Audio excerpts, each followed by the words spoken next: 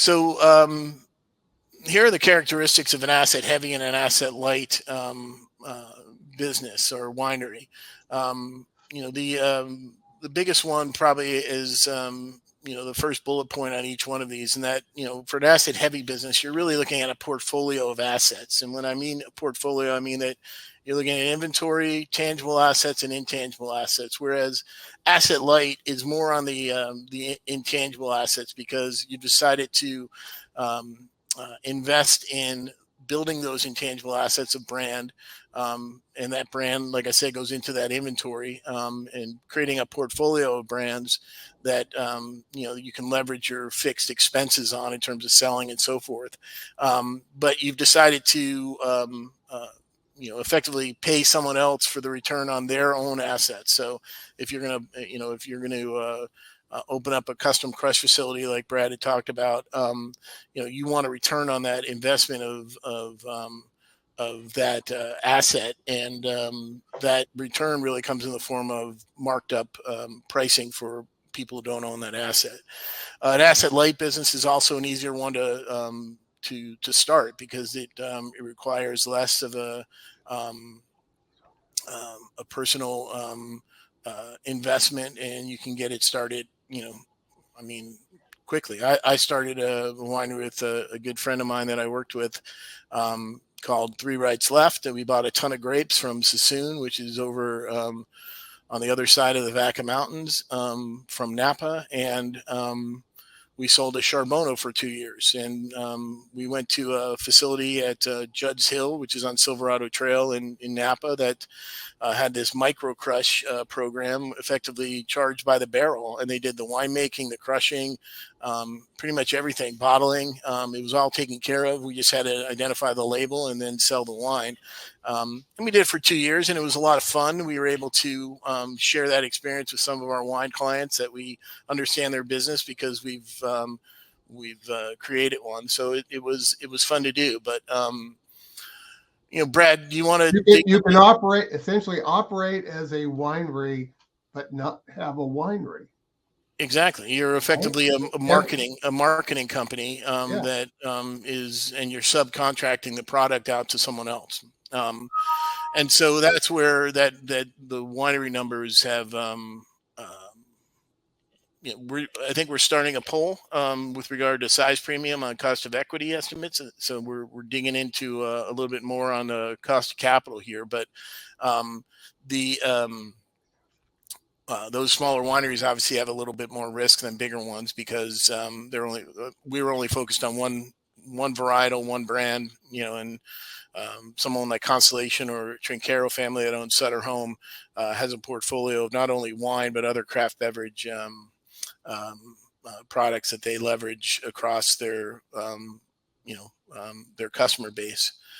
Let's see. So for asset heavy, brand is sometimes attached or, often attached to a family legacy. And there's a whole, webinar on why you shouldn't name your winery after your family name if you want to sell it at some point. There's greater ability to control the consistency of the product when you own the assets, whereas that's that quality is contingent on your access to grapes and and who you're crushing with.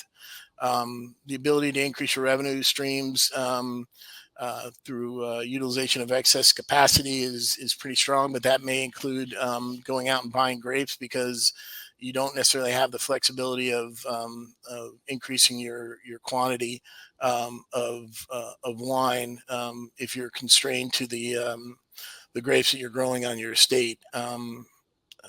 Let's see. There's whereas the flexibility of an asset light model allows you to go out and buy grapes or juice and be a negotiant in terms of just buying juice and mixing that those different wines into a formula of a proprietary blend.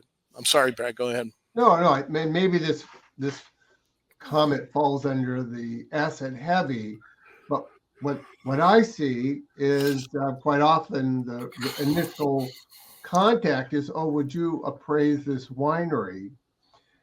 And then, so that's one profit and cost center, just the cooperage and custom crushing and all that. But there's 100 acres of vine, some contracted to others, some used internally. That's its own almost revenue and cost analysis. And then you find out that they have their use permit allows for events, and this happens more often than you think.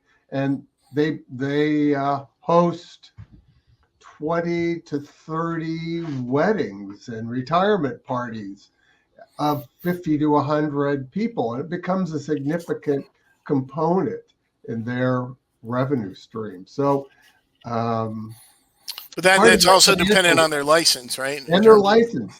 So again, we're coming back to part of the financial analysis is to know what they can legally do. And I've certainly run into situations where folks have actually started, they have the vineyard, they did the crushing, they got everything going, they've been selling wine, and the county shows up and says, you're violating the zoning or the use permit. You've never got a permit for this, or you never cleared your ADA requirement for access after 6 notifications. So anyway, so there's in a good sense, there's complexity here, and just be prepared and ask those questions up front.